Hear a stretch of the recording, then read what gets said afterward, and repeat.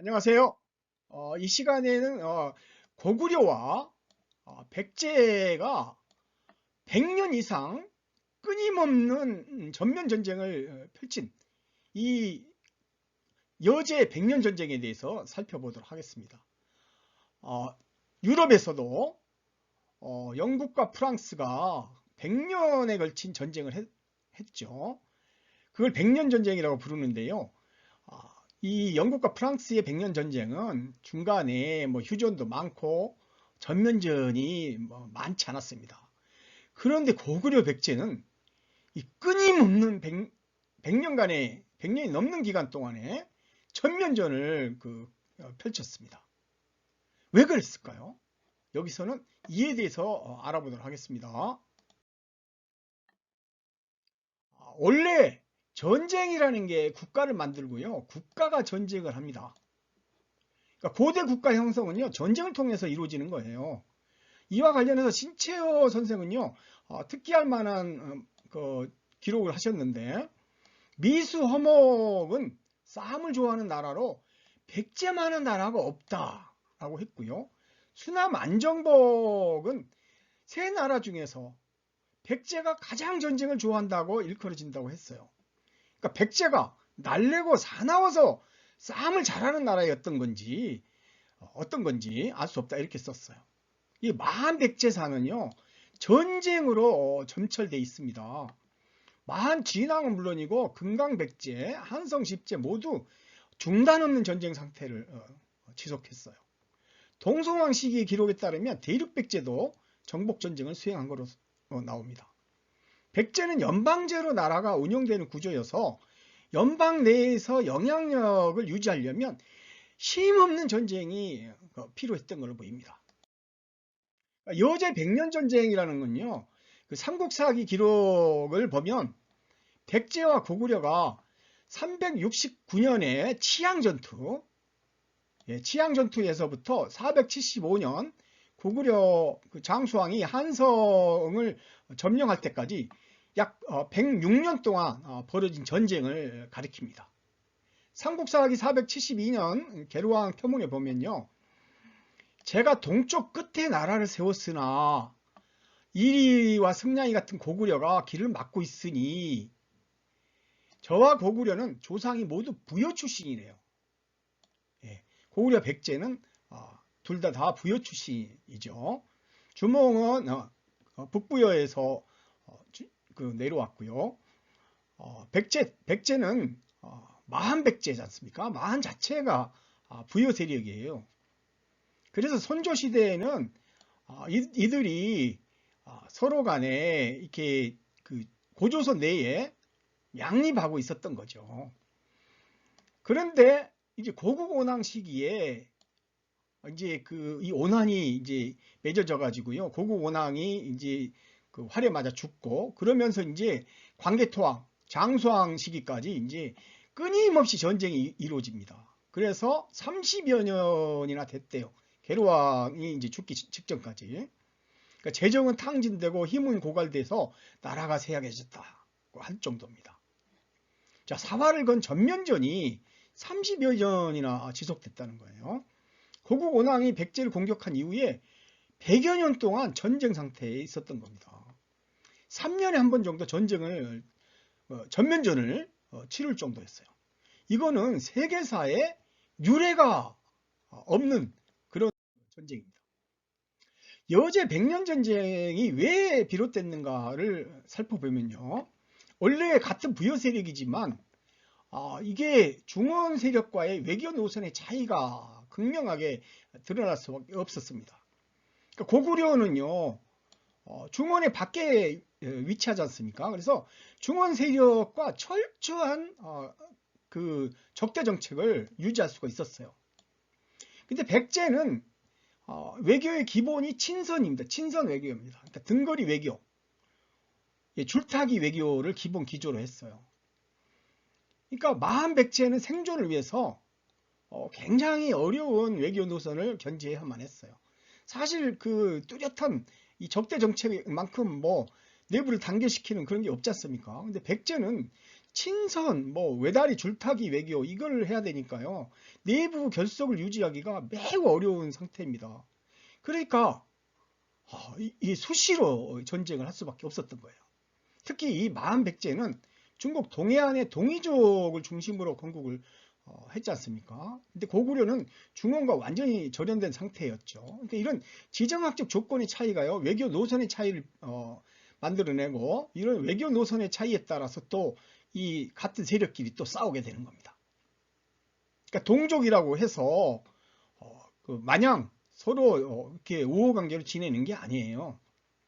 5, 16국 시대라고 하는 이 대륙의 역사적 변동이 일어나면서 고구려가 엄청나게 성장해버리죠. 그러니까 특히 미천왕 시기에 현토군을 공략을 하고요. 요동 서안평을 점령합니다. 그 낙랑군과 대방군도 공격을 해서 해체시켜버리죠. 현토성도 공격합니다. 요동도 공격하고요. 그렇게 해서 요동을 미천왕 시기에 완전히 장악을 해버려요.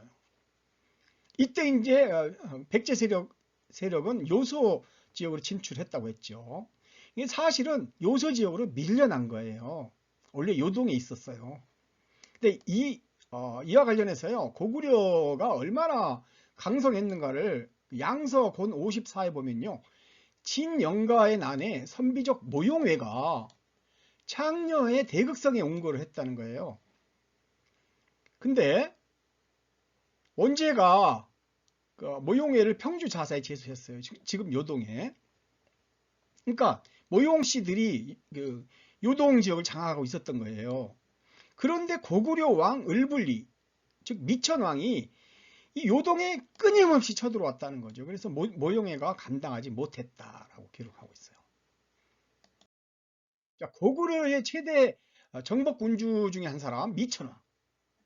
자, 우리는 미천왕이 그 엄청난 정복군주라는 사실을 잘 모르고 있죠. 300년에서부터 322년까지 제위했는데요. 미천왕이 요동 장악 시기에 대륙백제는 요소 진평 일대를 장악했다고 합니다. 그러니까 그 북경 일대에서부터 저쪽 이 광동 광서성 일대까지 이게 대륙백제가 이제 성립을 한 겁니다. 고국 원왕 시기에요. 선비족의 모용왕이 왕도를 점령합니다. 아시다시피 고국 원왕이 이 모용씨들한테 그 왕도가 점령당하는 그런 치욕까지 겪으면서 이제 그 수도를 평양 동왕성으로 그 천도를 하죠. 그러니까 한반도로 평양성을 천도한 거예요. 중원에서. 그때 요소의 마한백제가요, 전현의 이 모용왕과 우호관계를 유지했어요. 그러니까 이 모용왕 세력들이 이제 그 백제 세력이 길을 비켜주니까 이제 그 틈을 이제 활용해가지고 이제 고구려를 전면 공격을 하게 된 거죠. 결과적으로 마한백제가 의도하든 의도하지 않았던 선비족의 고구려 공격을 지원한 결과가 나온 거죠. 한성 10제에도 밤 고구려 성향의 근초고왕이 즉위를 했어요. 그러니까 고구려 입장에서는 이 백제와 이제 전면전을 치를 준비를 할 수밖에 없었던 거죠. 삼국사기 백제본기에 보면 고국 원왕이 이제 그 369년에 치양을 공격을 합니다. 369년 가을 고구려 왕 사유가 보기 2만을 거느리고 치양에 와서 진을 치고는 군사를 나누어 민가를 약탈했다.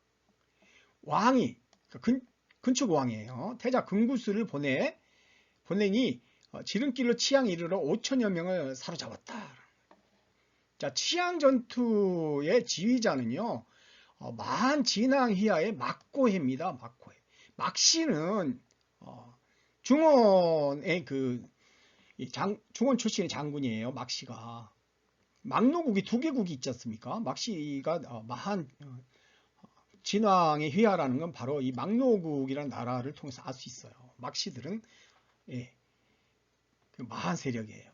그래서 10제 태자 금구수하고 같이 이제 그 전투를 치르는데, 마침 그때 백제인 사기라고 한 사람이 이제 투항을 해오면서 이게 고구려 군대가 허수가 많이 있다.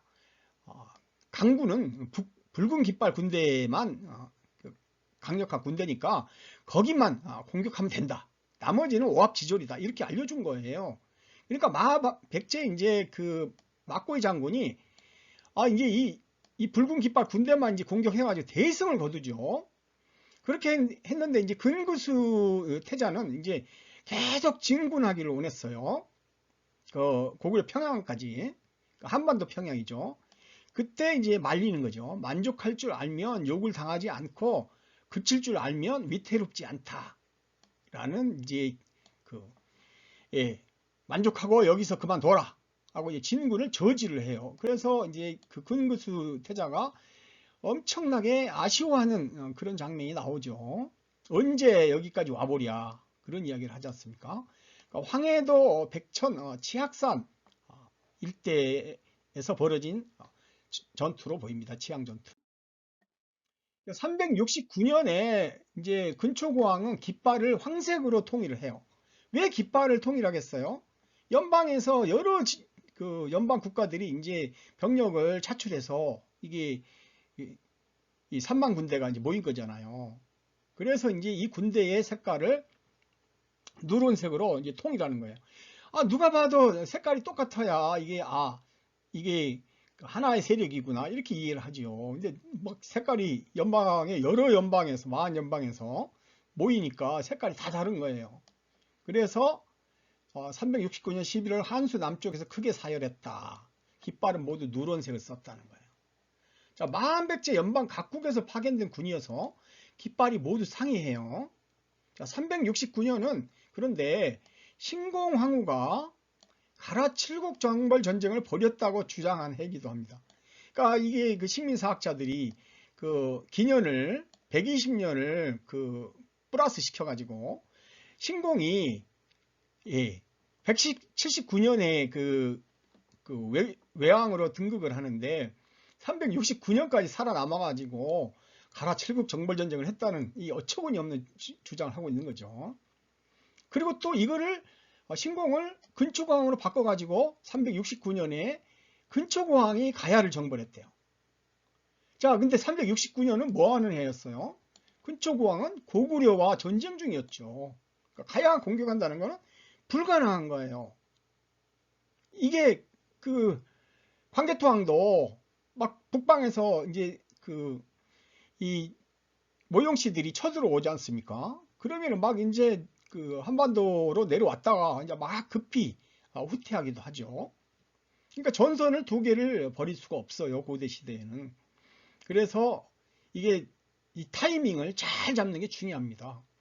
근데 어쨌든 371년에 고구려 평양성이 공격을 당해요. 이때 평양성은 이게 한반도의 평양성이죠. 요동 평양성이 아니고요. 고국 원왕이 그때 요동에서 한반도 평양성으로 천도를 했어요. 그렇게 해가지고 이제 백제에 대해서 이 원한을 갖게 된 거죠. 그렇게 해서 이제 백제를 쳐들어왔다가 그냥 백제와 계속 전쟁을 하다가 화살에 맞아서 사망한 사태가 벌어집니다. 보십시오. 왕이 그 태자와 정예 군사 3만을 이끌고 고구려를 쳤다. 근초고왕이. 평양성을 공격하니 고구려 왕이 화살에 맞아 죽었다.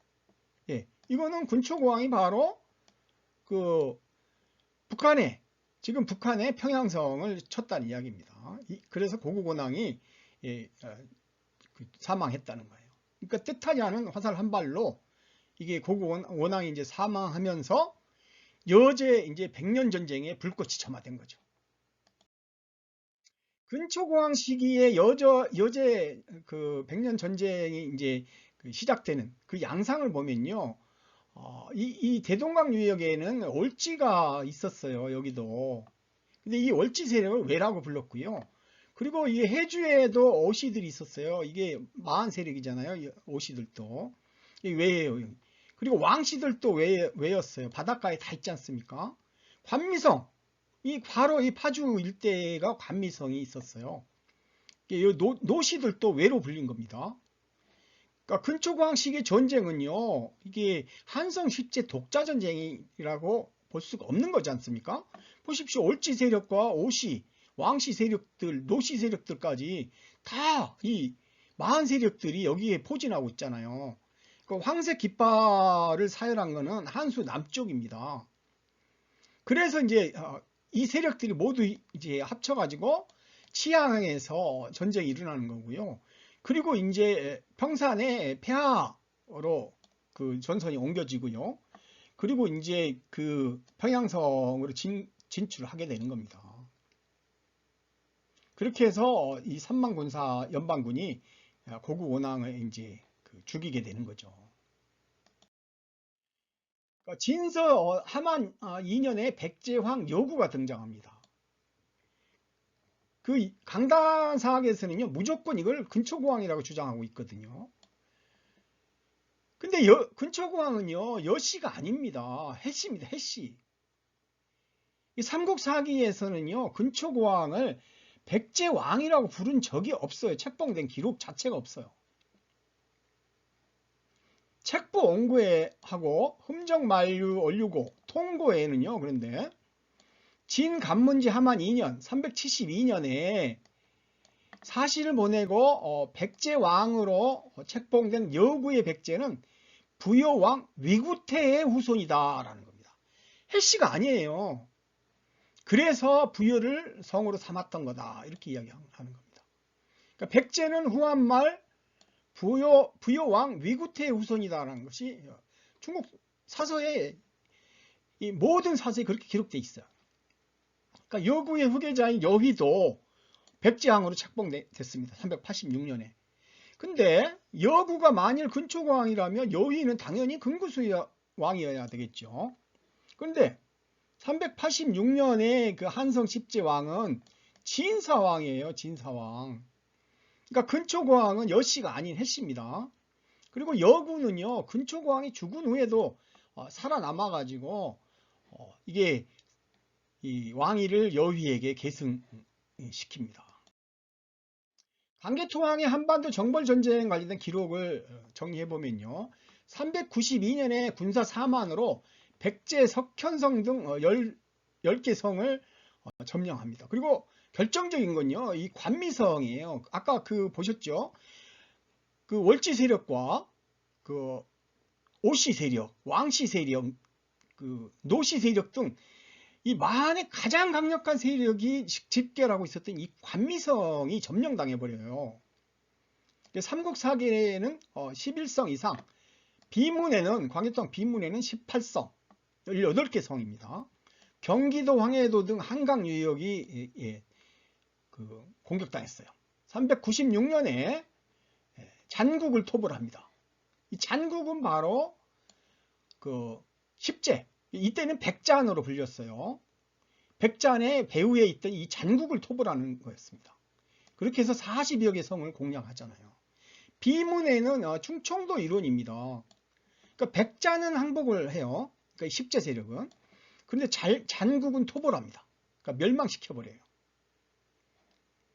이 백잔, 즉 십제는 부여 세력이잖아요. 이 뒤에 세력은 같은 부여 세력이지만 이게 지금 고국 원왕을 사망시킨 그 세력이지 않습니까? 그러니까 이제 온수가 된 거예요. 400년에는요, 보병과 기병 5만으로 신라로 이제 또 가고요. 그 임나를 초토화했다. 그리고 신라를 식민화했다라는 기록이 나옵니다. 그리고요, 407년에는 보기 5만으로 출병을 해가지고 외하 백잔을 공격한 걸로 나옵니다. 그래서 갑옷을 1만 벌 노획을 했다.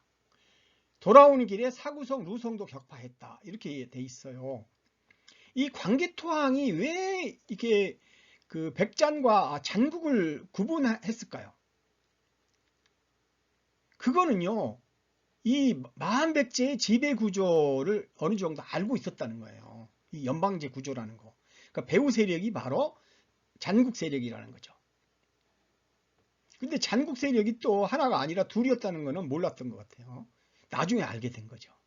386년 담덕을 태자로 삼았는데 가을 왕은 군사를 내어 백제를 쳤다는 거예요. 근데 소가 말을 낳았는데 발이 8개고 꼬리가 둘이다라는 거는 이게 두 세력이라는 거잖아요. 그죠? 발이 8개라는 거는 소는 발이 4개인데 이 소는 바로 농사신을 숭배하던 부역의 만백제입니다. 그 말을 낳았다는 거는 이건 10제 세력을 낳았다는 이야기죠. 그러니까 이게 그 소머리를 한 농사신을 숭배한 부역의 만백제가 종주국이라는 걸 알았다는 거죠. 그래서 한성 10제는 정벌만 하고 만백제는 토벌 전략을 구사한 겁니다. 한강 유역의 백잔을 정벌하고요. 금강 유역의 잔국은 토벌했어요. 이게 관미성이 그 중원에 있다는 주장들을 하는데요. 한반도에 있었습니다. 관미성은. 중원에서도 이제 끊임없이 싸움을 합니다만은 고구려 백제가. 관미성은요, 파주 교화 오두성으로 비정돼요. 해주 오씨들이 있지 않습니까? 아까 위에 여기에 올지 세력이 있었고요. 개성에는 왕씨들이 있잖아요. 그리고 파주에는 교화 노씨들이 있었죠. 이게 다 왜예요, 왜? 이들이 바로 이 관미성에 이렇게 보진하고 있었어요. 관미성은요, 칠중성에 여기가 그 여러 그 물줄기가 합쳐져 가지고요, 7개 줄기를 이루고 있고 7갈래의 길입니다. 그래서 칠중성이라고 해요. 관미성은요, 외로 불리운 만백제 추축 세력의 해양 근거지예요. 해양 근거지를 산동이나 이런 지역에다 뒀겠습니까? 한반도에다 둔 거지. 왜냐하면 고구려의 주력은 요동에 있었기 때문에. 월지국 진왕의 이제 진사왕 제거와 아신왕 옹립 기사가 등장하는데요. 일본 서기 응신 3년에 보면 이해 백제 진사왕이 등극을 했는데 진사왕이 그 천황에게 무례했다. 왜 무례했냐면요. 이 천황은 그 일본 열도의 천황이긴 하지만 이게 이제 그 응신이 그 열도로 폐주해갖고 가서 천황이 된 거니까요. 백제왕이죠, 백제왕. 그래서 기각숭례, 우전신의 숭례, 석천숭례, 목토숭례 등을 파견해가지고 그 무례함을 꾸짖었다. 그래서 백제국은 진사왕을 죽여 사죄하였다. 이렇게 돼 있어요. 그러니까 이 목토숭례 세력들이 가서 죽인 겁니다. 목시들이. 그래서 아화를 왕으로 세우고 돌아왔대잖아요. 자, 이 기사를 보면 사실상 그 마한백제가 이 백잔을 식민하고 있었다는 걸 알 수 있잖아요.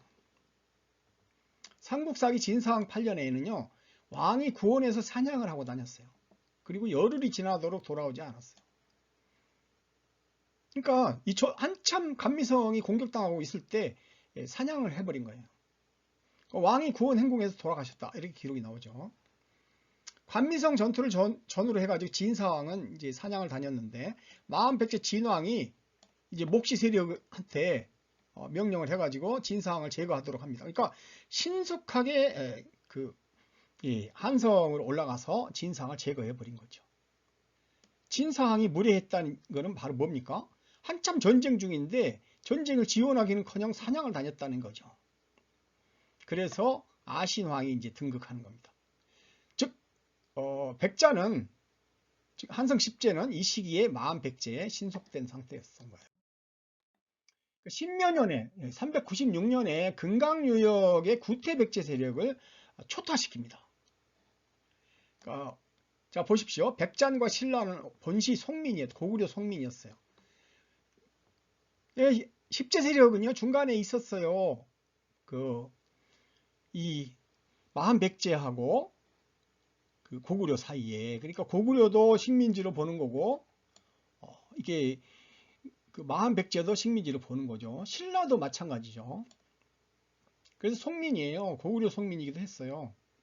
신라가 처음부터 강성한 게 아니에요. 신라는 그 진흥왕 이후에 가서야 이제 제대로 된 그 나라가 됩니다. 애적부터 조공을 바쳐왔다. 실제로 조공을 바쳐왔어요.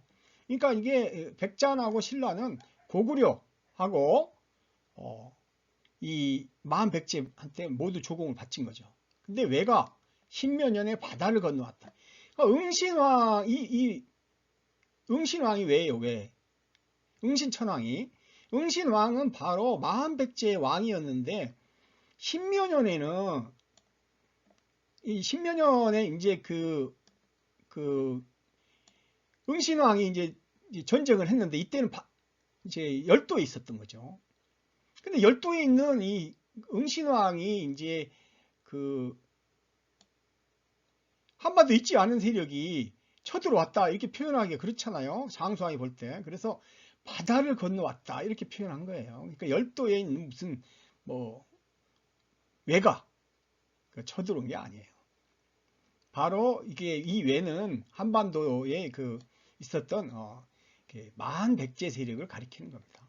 백잔과 가야와 신라를 파하여 신민으로 삼으려 했다 이렇게 한 거죠.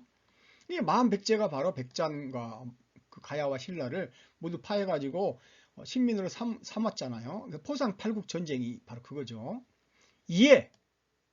그에 따라서 영락 6년에 병신년에 왕이 몸소 수군을 이끌고 잔국을 토벌했다는 거예요. 토벌은 아예 그냥 세력을 싹쓸이 해버리는 겁니다. 정벌은 그냥 죽일 수도 있고 살릴 수도 있는 거예요. 예, 항복하면은 그냥 살려주는 거죠. 군대가 먼저 외적의 소굴에 이르러 18개 성을 공격해서 치했다는 거예요. 그리하여 구로모성 등 18개 성을 치했다. 그러니까 이 전쟁이 한반도에서 있었다는 거는요. 지금 대전 유성 지역에서도 고구려의 그 전쟁 유물이 나오고 있어요. 그 부여, 공주 여기 모두가 다 그때 초토화된 겁니다. 광개토왕 비문은요. 토벌 이유와 결과로 구성되어 있어요. 그러니까 외로 표현한 마한백제가 한성 십제와 가야 신라 등을 신민으로 삼고 있어서 이를 응징한다는 거죠. 그 명분이에요. 응신왕의 금강백제는 토벌돼서 열도로 이주를 하게 됩니다. 영산강 유역에 마한백제만 이제 건재한 상태였던 거죠. 400년에 신라가 이제 구원 요청을 합니다. 그래서 낙동강 유역을 공격을 해요. 영락 9년 기해년 백잔이 맹세를 어기고 외와 합통하여 친서를 맺었다. 그렇죠. 아신왕이 다시 그 마한백제의 충성을 맹세해갖고 왕이 되죠. 신라 사신이 아래길 외인이 그 영토에 가득 들어와서 노객을 외의 백성으로 삼고자 합니다. 라며 구원을 요청했어요. 외인은 이때 바로 이게 금강백제 공주하고 그 전라북도 전라남도 일부 그 세력들이 이제 그 열도로 넘어가려고 이제 그 물려든 겁니다. 신라로. 그러니까 이제 신라가 막 위급한 상태니까 이제 구원을 요청하는 거예요. 막 수십만 명이 이제 오니까. 이에 영락 10년 경자년에 기병 5만 명을 보내 신라를 구원했다는 거예요. 왜 기병을 보냈겠어요? 빨리 또 다시 돌아와야 되니까요. 남거성을 경유하여 신라성에 들어가니 그 안에 외인이 가득했다는 거예요. 이때는 외인들은 군인이 아닙니다. 민간인들이 많았어요. 그래서 관군이 도착하니까 다들 도망갔겠죠. 외인은 군인이 아니라 열도에 이주하려던 잔국의 민간 유민들이었던 거예요. 일본 서기 응신조에 보면요. 14년 궁월군이 백제에 와서 신은 저희 나라 인부 120현을 이끌고 귀화하고자 하였으나 신라인이 방해해서 모두 가라국에 머물러 있습니다. 라고 한 거예요. 그러니까 120현면이면 이게 1현당 5,000명을 잡으면 60만 명입니다. 그러니까 어마어마한 인구가 이제 그 한반도에서 열도로 이주를 한 거예요. 그러니까 열도에 사실상 그 고도의 문명을 가진 세력이 들어가서 이제 열도의 고대 국가가 이때 만들어진 거예요. 이 120여 404년에는 외와 백잔이 대방을 공격을 합니다. 그래서 이에 대해서 정민년에 보복 공격을 해요. 그러니까 영락 14년 갑진년에 외가 법도를 어기고 이 외는 바로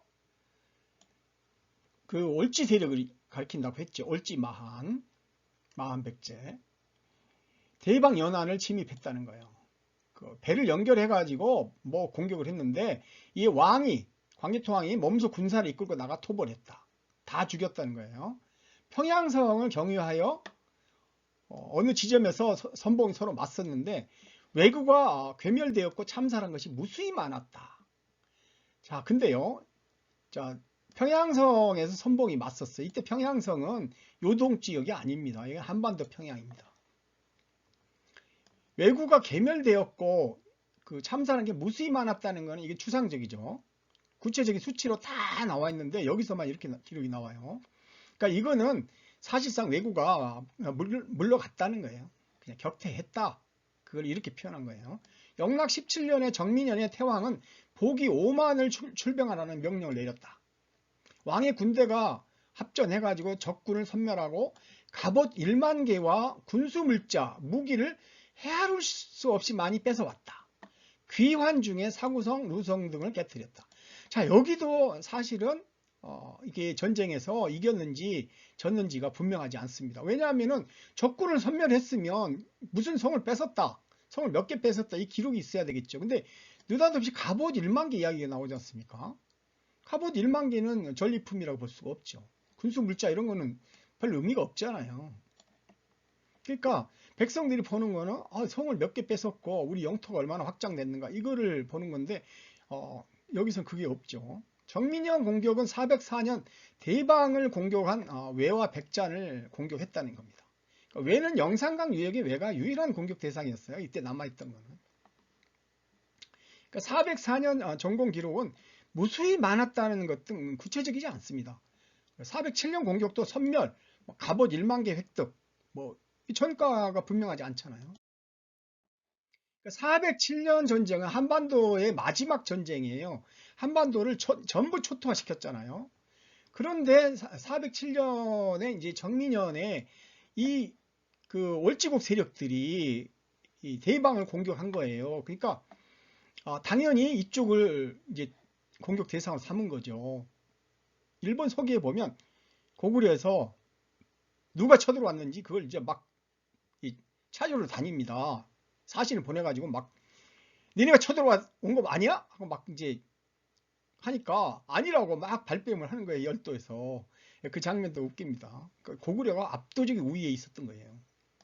영산강 마한백제 세력을 이제 공격하러 온 거예요. 근데 영산강 하구에 그 신안군이 있는데요. 여기에 초병부대의 무기류가 출토됐어요. 신안군 안자도 배널리에서. 그 시기가 바로 5세기입니다. 그러니까 이게 광개토왕 전쟁하고 연결돼 있다는 걸 알 수 있잖아요. 투구, 갑옷 등 다량의 무기가 출토됐어요. 여기에서. 이쪽에도 다 포진하고 있었겠죠. 그래서 이게 이제 광개토왕 군대가 이제 영산강으로 이렇게 들어가는 겁니다.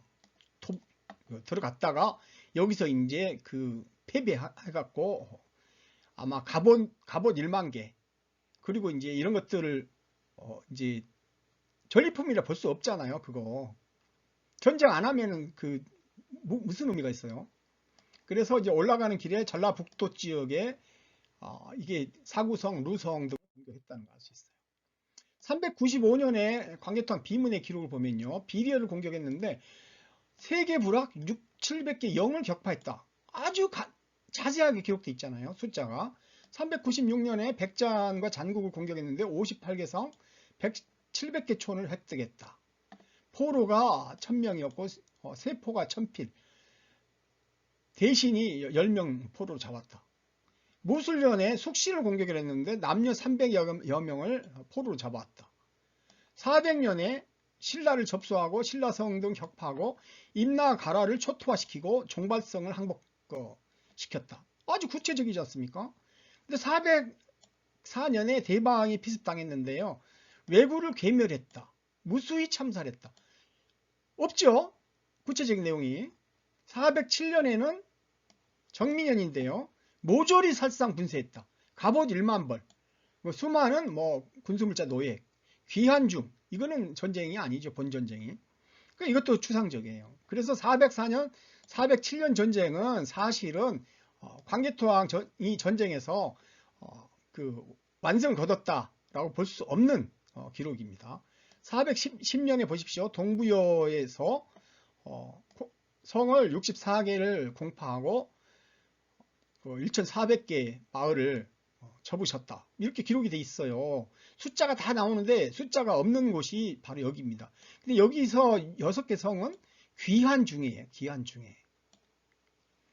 그래서 이 두 개의 전쟁에서요. 마한백제를 완전히 토벌하는데 실패한 겁니다. 그래서 광개토왕이 410년 전쟁 이후에 젊은 나이에 39살로 죽습니다. 엄청난 스트레스를 받았겠죠. 407년 정민현 전쟁은 마한 백제의 준비된 전쟁이었어요. 복이 5만이 이동했다는 것은요. 보병과 기병이 같이 가려면 어떻게 합니까? 수군으로 가는 거죠. 고구려 건국시에 나주 오씨들이 왕건군을 안내해가지고 영산강으로 진입한 그런 기록이 있습니다. 영산강은 그러니까 미로 같아서요. 함부로 들어올 수가 없어요. 잘못 들어왔다가는 그 길을 잃어버리기도 하고 그 공격 당하기가 아주 쉽습니다. 그러니까요, 그 이전에 오씨들이 들어올 때, 오씨들이 왕건군을 안내할 때도 대규모 전쟁의 기억이 있었어요.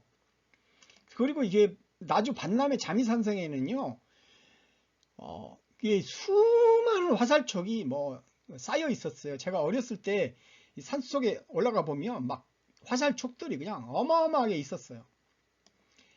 군대 언급은 이 갑옷으로 대체돼 버렸죠. 성을 점령했다는 기록이 없지 않습니까? 사구성이나 루성은 전남 북부, 전북 일대 성들이에요. 본 공격이 아니에요. 귀환하던 도중에 전공이 없으니까 이제 공격을 한 걸로 보여요. 고구려가 사실상 패한 거죠. 광개토왕이 그래서 39세에 요절합니다. 삼국사기에는요, 무왕이 당에 명광계, 철갑 등을 바쳤다는 기록이 등장을 해요. 407년 2월에 마한백제는 드디어 여신이 내신 자평으로 등장합니다. VAC가 최초로 이렇게 등장을 해요. 삼국사기에. 그래서 이 마한백제가 아니라 이제 한성 10제, 한성 유역의 백제죠. 한성 백제. 전후의 1인지하 만이지상의 상자평으로 등극을 합니다. 여신이가. 여신 이후에 한성 10제와 마한 백제가 사실상 이제 통합된 거죠. 여시 백제로 통합됐다는. 장수왕이 이제 한성을 점령합니다. 그래서 한성 10제가 멸망해버려요. 계로왕의 표문과 장수왕의 한성 점령을 보면요. 계로왕의 외교 실패를 잘 보여줍니다.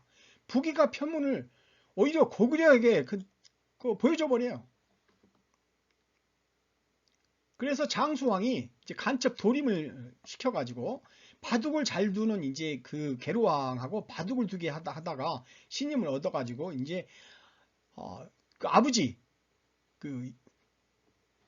계로왕의 아버지 그 여신왕이 지금 그 들판에 아직 뼈도 못 치르고 있는 상태로 있지 않습니까?